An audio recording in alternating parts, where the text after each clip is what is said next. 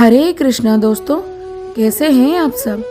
दोस्तों, हम सब मंदिरों में तथा अपने अपने घरों में रोज़ भगवान की यथाविधि पूजा करते हैं, तरह तरह की स्वादिष्ट पकवान बनाते हैं और अपने प्यारे भगवान को भोग लगाते हैं। मान लीजिए किसी दिन आपको ये दृश्य देखने को मिला कि आपने भोग लगाने के बाद भगवान अपने विग्रह रूप में झुके भोग का थाली उठाया और खाने लग गए, तो आपको कैसा महसूस होगा। अगर मैं अपनी बात बोलूं तो शायद अतिशय आनंद और आश्चर्य के चलते मैं अपनी चेतना ही खो दूं। इस परिस्थिति में आप सबका भी हाल कुछ ऐसा ही होगा।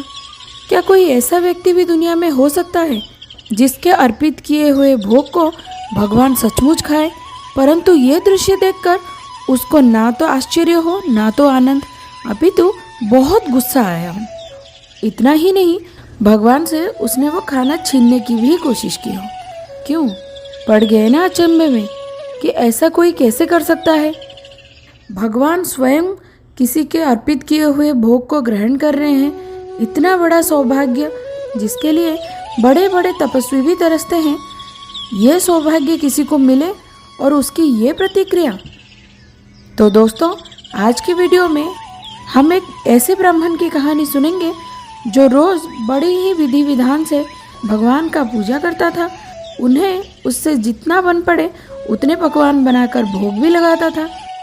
परंतु एक दिन ऐसा आया जिस दिन उसने देखा कि भगवान स्वयं अपने विग्रह रूप में उसके द्वारा अर्पित किए हुए भोग खाने लगे हैं। क्यों ये सौभाग्य पाकर भी वो इतना क्रोधित हो गया कि उसने बिना कुछ सोचे स्वयं भगवान से वो खाने की थाली छीनने की गुस्ताखी की। उसके बाद उसके साथ क्या हुआ, ये सब जानने के लिए चलिए चलते हैं हमारी कहानी की तरफ। उससे पहले अगर आप इस चैनल पे नए हैं तो लाइक शेयर कमेंट के साथ साथ सब्सक्राइब भी कर दीजिएगा। कथा है भगवान श्री अलारनाथ के बारे में। जहाँ पे भगवान विराजमान है उस स्थान को ब्रह्मगिरी कहा जाता है, क्योंकि स्वयं ब्रह्मा जी ने यहाँ एक पहाड़ के ऊपर भगवान नारायण की आराधना की थी। उनकी इस अद्भुत सेवा से भगवान आनंदित हो जाते हैं और आकाशवाणी के द्वारा उन्हें कहते हैं कि हे ब्रह्मा, तुम शंख चक्र गदा और पद्म से युक्त मेरा चतुर्भुज विग्रह बनाओ। वो विग्रह कौस्तुभमणि, सुवर्ण मुकुट, गजमणि माला, जनेऊ, पीताम्बर और नुपुर से विभूषित होना चाहिए। ये विग्रह एक काले रंग की पत्थर से बनाओ और उनके समीप गरुड़ भी स्थापित करना। अतः भगवान ने उन्हें कहा कि यह स्थान ब्रह्मगिरी नाम से जाना जाएगा, क्योंकि तुमने यहाँ प्रेम पूर्वक मेरी आराधना की है। यह मंदिर श्री जगन्नाथ के मंदिर से लगभग 200 साल पुराना है। मंदिर बनाने के बाद विग्रह सेवा के लिए दक्षिण भारत से कम्मा ब्राह्मणों को लाया गया। ये ब्राह्मण श्री संप्रदाय के थे, जिनकी परंपरा में 12 अलवरों के स्थान महत्वपूर्ण है। अलवर का अर्थ है जो भक्ति में डूबा हो। ये विग्रह उन्हीं ब्राह्मणों द्वारा सेवित होने के कारण उन्हें कालांतर में अलवरनाथ कहा जाने लगा, परंतु धीरे धीरे ये अपभ्रंश होके वो अलारनाथ कहलाए। अनेक बंगाली ग्रंथों में इनका वर्णन अलालनाथ के रूप में भी किया गया है। तो दोस्तों, एक बार श्रीकेतन नाम के ब्राह्मण की सेवा अलारनाथ को भोग लगाने की थी। एक दिन उस ब्राह्मण को भिक्षा मांगने के लिए बाहर जाना पड़ा। उन्होंने अपनी अनुपस्थिति में अपने पुत्र मधु को भोग लगाने की उत्तरदायित्व दिया और साथ ही उसे भोग लगाने की संपूर्ण विधि का स्पष्टीकरण किया। जब मधु भोग अर्पित करने भगवान के समक्ष गया, भोग को भगवान के सामने रखा और प्रार्थना की कि हे मेरे प्रिय भगवान, कृपया ये भोग स्वीकार करें। मैं मात्र एक बालक हूँ और यथा योग्य भेंट अर्पित करना नहीं जानता। अगर मुझसे कोई अपराध हुई है तो मुझे क्षमा करें और ये भोग स्वीकार कर ले। ये कहकर मधु अपने मित्रों के साथ खेलने चला गया। वापस लौटकर उसने देखा कि सारा भोग थाली में ही रखा हुआ है। अब मधु ठहरा छोटा सा बालक, उसको लगा कि भगवान ने तो खाना खाया ही नहीं, तो उसने फिर कहा, हे भगवान, आपने ये खाना क्यों नहीं खाया? यदि मेरे पिता ये सुनेंगे कि आपने आज खाना नहीं खाया तो वो मुझ पर बहुत क्रोधित होंगे। कृपया ये ग्रहण कीजिए। ये बोल के फिर मधु चला गया और जब वापस लौट के आया तो उसने फिर से भोग को थाली में ही पाया। ये देखकर वो फूट फूट कर रोने लगा और अश्रुपूरित नेत्रों से उसने पुनः भगवान से भोग ग्रहण करने की प्रार्थना की। जब मधु तीसरी बार लौट के आया तो उसने देखा कि प्रभु अलारनाथ की थाली खाली हो गई थी। मधु ने प्रसन्नता पूर्वक खाली थाली उठाकर अपनी माता को दे दी। माता की पूछने पर मधु ने उत्तर दिया कि प्रभु अलारनाथ ने सारे भोग ग्रहण कर लिए। अगले 3 दिन तक मधु के परिवार ने उपवास किया, क्योंकि जब भी भगवान को भोग लगाते वो सब कुछ खा लेते।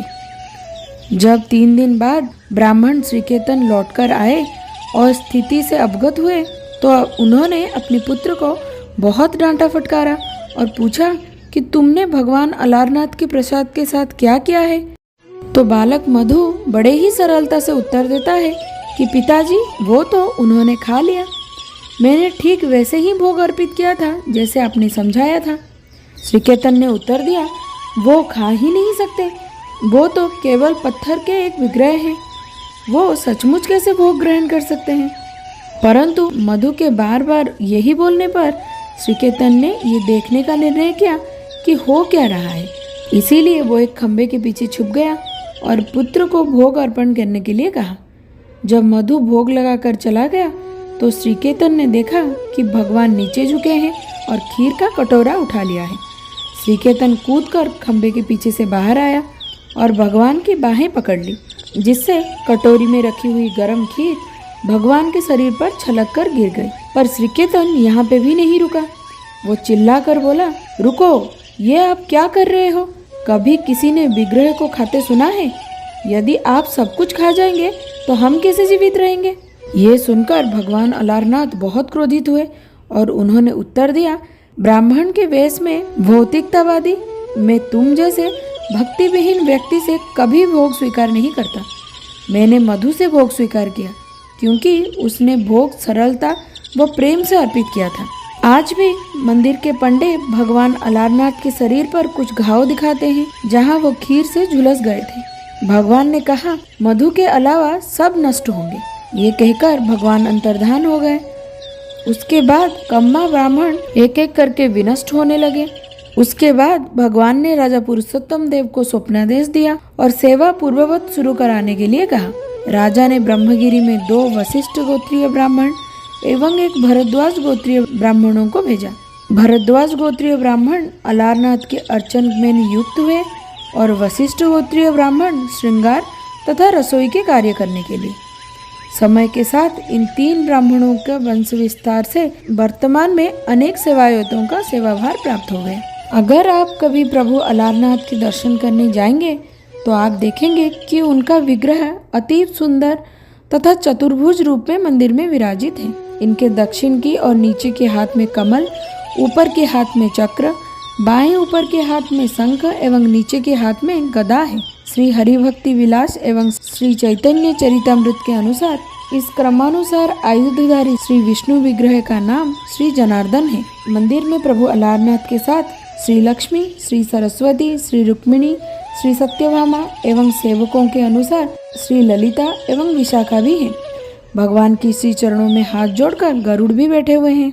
मंदिर के दक्षिण दिशा में तालाब है जिसको पश्चिमा पुष्करिणी भी कहा जाता है, जिसमें 21 दिनों तक इनकी चंदन यात्रा संपन्न होती है।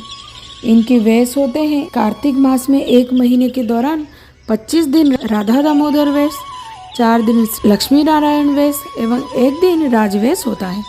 तो दोस्तों, ये थी हमारी आज की कहानी प्रभु श्री अलारनाथ के बारे में। उम्मीद करती हूँ कहानी आपको बहुत पसंद आई होगी। कमेंट बॉक्स में आपके राय का मुझे इंतजार रहेगा। मिलते हैं अगले वीडियो में और एक अनोखी चमत्कारी कथा के साथ। तब तक के लिए हरे कृष्णा।